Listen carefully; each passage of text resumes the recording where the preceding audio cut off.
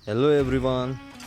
हामीले चाहिँ अब आज एथर 450 हुने मोडलको हामीले आज टेस्ट ड्राइभ लिन जाँदैछौँ।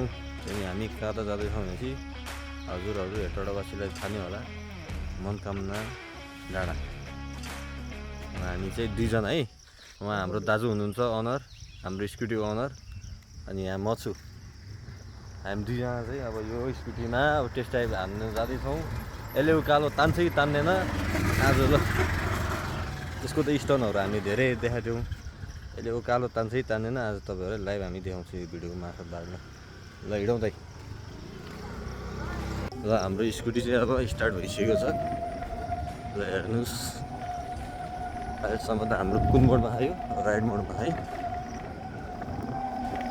राइडिङ मोडमा 24को स्पिड छ यस्तो उकालोमा धरि।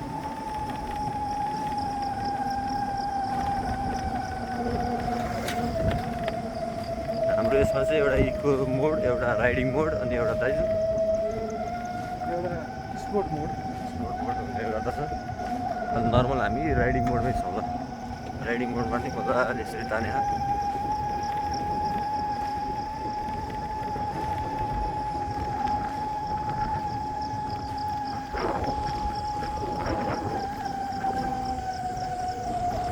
फुल भिडियो हाल्नेछौँ तपाईँहरूलाई, तिमीसँग हेर्नु होला।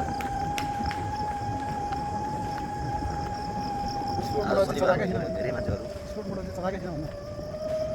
कार्यक्रम जारिरहेको छ यो बाटो।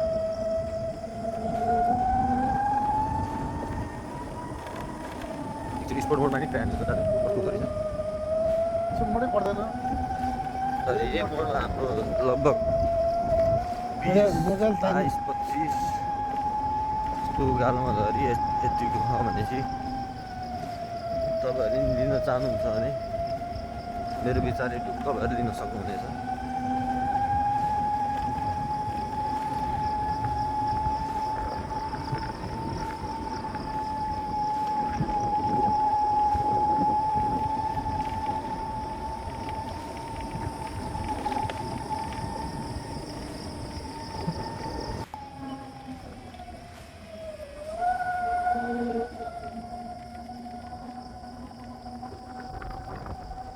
अब यतिसम्मको चाहिँ बिलिभ गरेको थिएनौँ, दुईजना राखेर धरि यसले यतिसम्म तान्छ भनेर। यो अनटेस्ट स्कुटी हो, त्यही भएर आज हामीले टेस्ट ड्राइभ हाने है। यति मजाले कुदे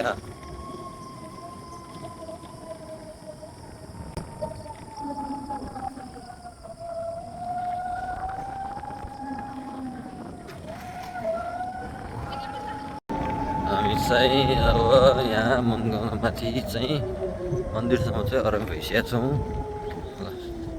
पर्फर्मेन्स एकदम राम्रो है यसको चाहिँ।